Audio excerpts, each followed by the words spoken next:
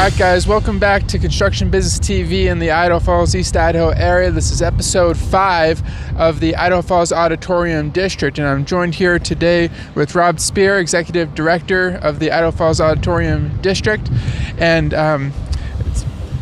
Malone, what was your last name? Malone Bullock with Bateman Hall. With Bateman Hall.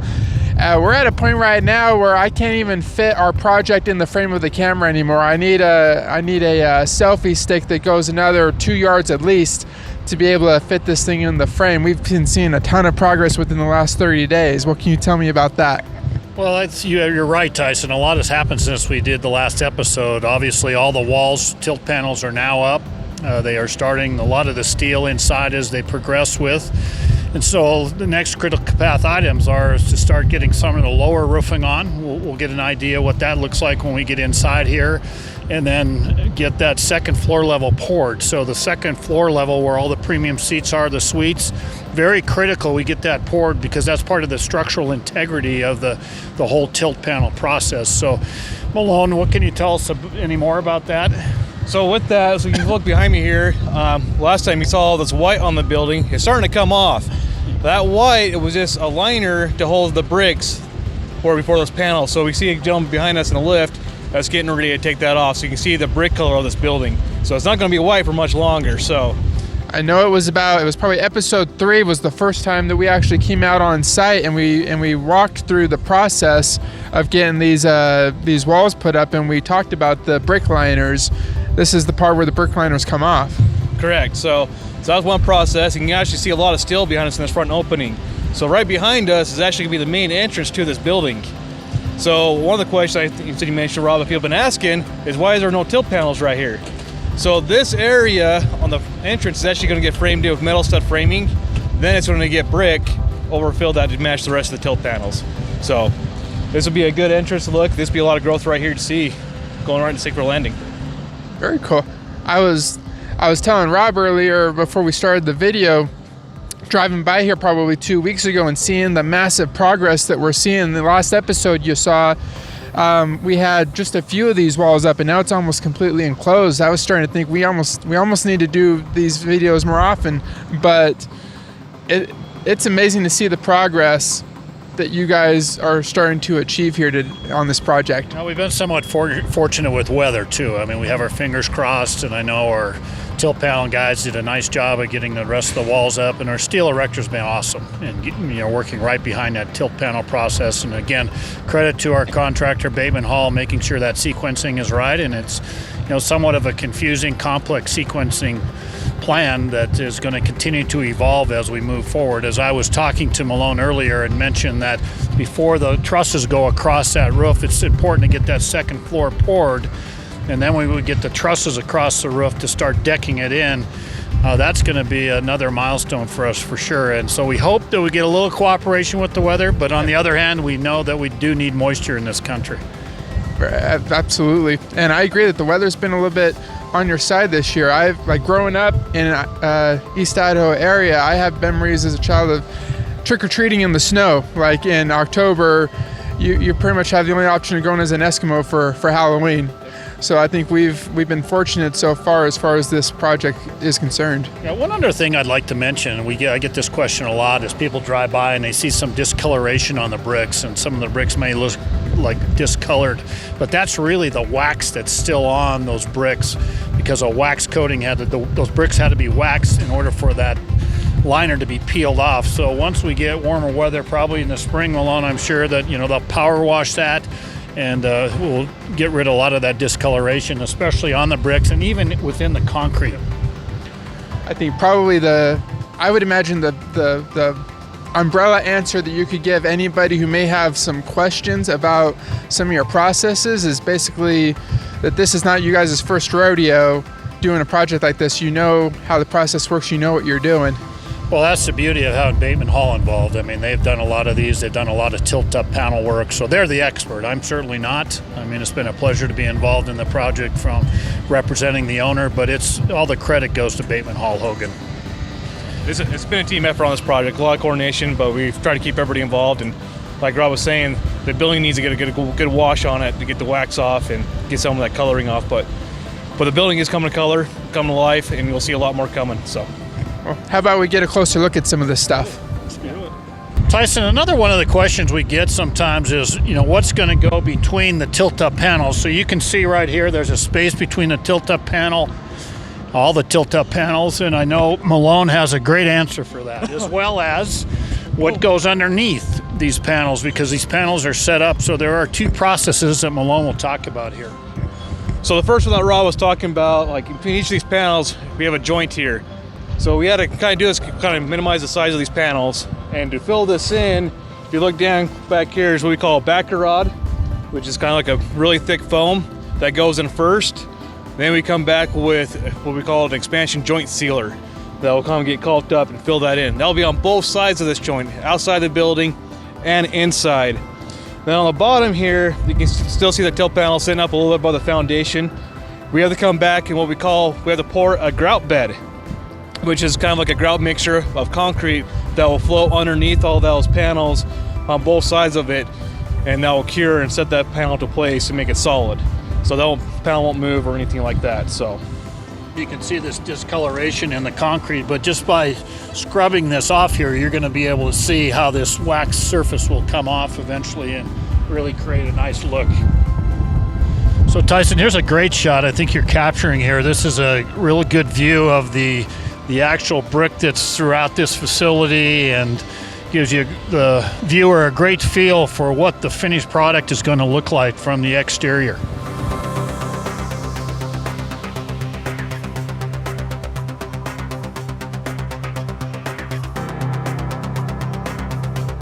So this right here, we're getting ready to do some of the weather protection for the building. Yeah. So we're trying to close in what we like to call the back of house, which is the back portion of the building where it's the conference center and where the locker rooms and mechanical rooms. So we got some windows and stuff like that. We got to frame in with some plastic, kind of help keep the weather out, and so we can keep on working through the winter and start working on interior finishes. Yeah. So that's a great point, Malone, because another question we get is, what are you going to be able to do throughout the winter?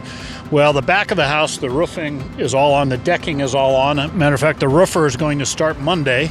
Yes. And so that back of the house where the convention space is, locker rooms, office space, that is all closed up, will be sealed off, heated, and contractors and subcontractors will be able to work through the winter.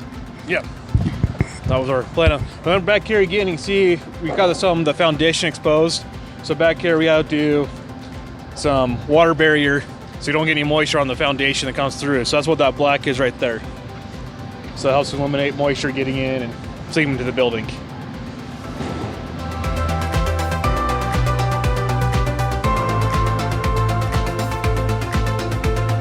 I don't know, Tyson, if you can hear us, we're right in the middle of the action right now.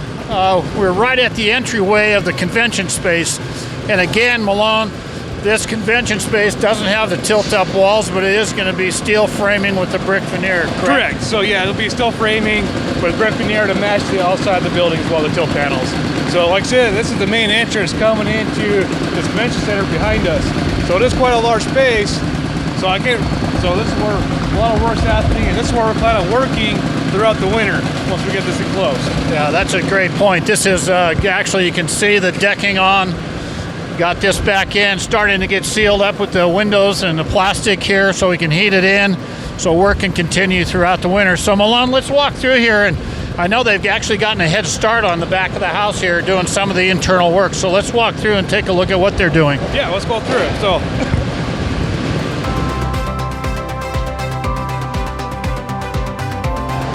as we walk back through here, we're starting to work on getting the roof structure closed up above us. So that we can start work on the roofing and getting that all dried in so we can do some of the finishes in here. So, and also we're getting ready to do the pour back that we just walked through to the panels to kind of finish the interior slab here. So, also if you look back farther, we started doing some of the overhead for our mechanical contractors, our HVAC, our plumbing, electrical, and also the fire sprinklers getting going. So you see some of that stuff hanging in the background here. So we're working on doing a lot of the roughing. And here shortly, we'll start doing the interior walls that are masonry and metal stuff framing. So, There's a lot of work to go on back here. Malone, still. maybe we can walk in towards the bowl area and take a look at all those raker beams. And once we get in there, maybe you can describe what that raker beam is for. Yeah, we can do that. We'll do that way now.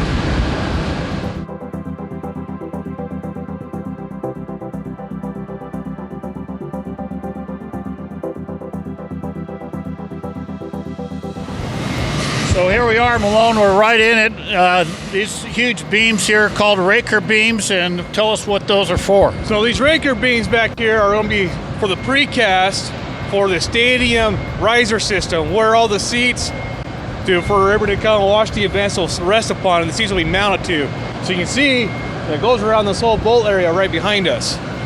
So and one of the areas right here where we're standing will be one of the main entrances where they can bring whatever they want into the center of this. You know, it's an interesting point you made here. We're right in the loading dock area, and I want to point out that door back there. As we know, it's 15 feet by 14 feet. Yes. And it's certainly big enough to accommodate any heavy equipment coming in and out. And it's certainly going to be big enough to accommodate any type of an RV show or a farm implement show that we want to have here in the future. So get a lot of questions like the door's not big enough, and well, it is big enough. Yep. So that's one thing we talked about during the process, make sure we had everything the right sizes for these events that they want to hold here in this facility. So like I said, we got a lot going on in here, a lot of movement. You can see the roof's on. So we're hoping to get a lot of head start throughout this winter months, as long as the weather keeps on cooperating. Yeah, so as we're looking at the interior of the structure here, tell us there, is that the second level right there? Right in the middle, that's the start of the second level, yes, correct? Right in the middle here is the start of the suite level, like we would call it, where you have the suite boxes and the open suites up there. Next one above that, where you see like the metal decking, is the low roof. Okay. So that'll be the start of that one. But you can tell the high roof goes up almost another 15 feet. Yeah, and as what we mentioned at the start of this, the sequencing is to get that low roof on around this facility and then deck that second level so we can actually get that concrete floor poured on that second level, which is the next stage before we can start putting the trusses over the Correct. top. So here, hopefully in the next month or so, we'll start seeing a lot more structure up above. That's our goal. By seeing a lot of sequencing, and like I said, we got a lot of great guys and subs working on this project to make that happen. So Malone, tell us a little bit about, you're right in, I know we have what we call owner, architect, contractor meetings every Tuesday. And a big part of your job is you talk about RFIs, requests for information, making sure the submittals from the subcontractors are in.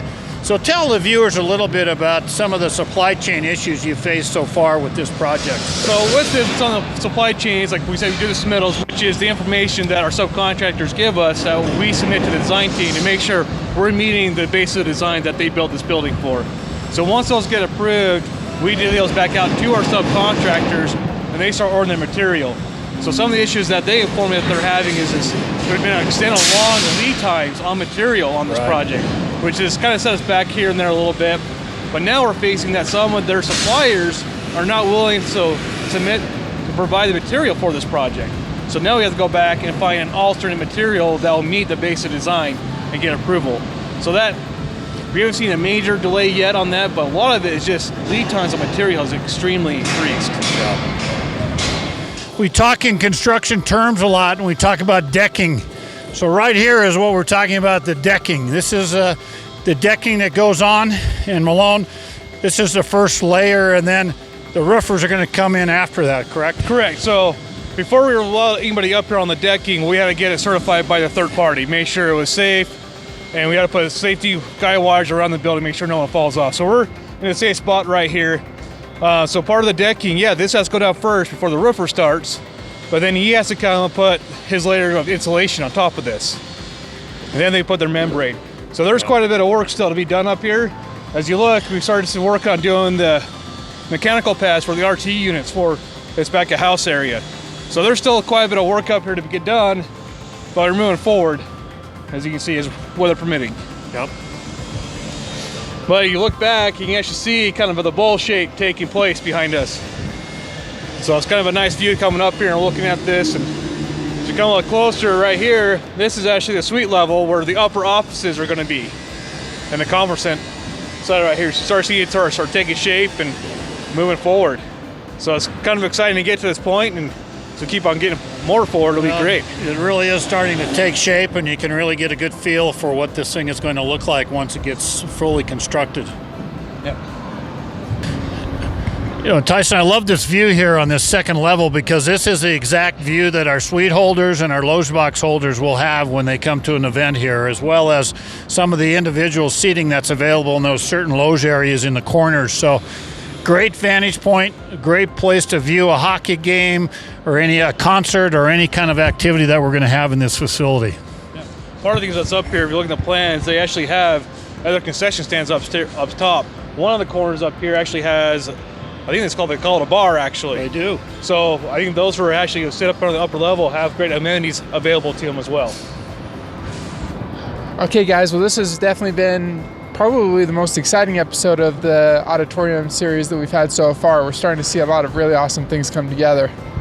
We are, and I think in the next month or so, you're going to be able to start to see this decking on that second level be completed, and hopefully we'll see a couple concrete pours in that second level and certainly have the lower roof area decked in. And obviously we'll have this back of the house all sealed up and heated so our subcontractors can start working in there. And in a month from now, Tyson, we should see some absolute more progress. One thing that I also want to mention, I know that Rob has told me that he occasionally gets phone calls he gets phone calls at his office, people who have questions about the building and things that are going into putting it together, and that's certainly what he's here for, and he welcomes that. That's an option that we want to leave on the table for those viewing this series as well. If you have any comments or questions about the progress or the development of this structure, you can leave those questions in the comment section below the video. I'll make sure those questions get to Rob and we can address them in subsequent episodes. Absolutely, Tyson. This is an educational experience for me and a lot of people, and this is a community endeavor, and we want the community involved and engaged. And if you do have questions, no silly question. We'd love to answer them for you. And we've had some silly questions, right? We have, but they come with any kind of project. But any question's a good question because that means our community is interested, right? Absolutely. So with that, I don't know about you, but I want to wish everybody a Merry Christmas. It's certainly a Merry Christmas for us with the Idaho Falls Auditorium District because we are finally delivering this long-awaited present to this community. I like the way we look at that, a long-awaited present for the community. I've certainly been awaiting it. Do we have any comments from you or anything that we can be looking forward to in the coming month? I think Rob hit it right on the head. What we're planning on doing is trying to get the suite level decked and the low roof, and hopefully we'll start seeing some big trusses up in the air starting beginning of the year. And just along with Rob, just want to wish you guys a Merry Christmas and Happy Holidays. Happy holidays to you too from Construction Business TV. If you haven't yet, make sure you subscribe to the channel on YouTube and keep following us as we come back every month to report on the progress of this structure. Thank you guys and drive safe.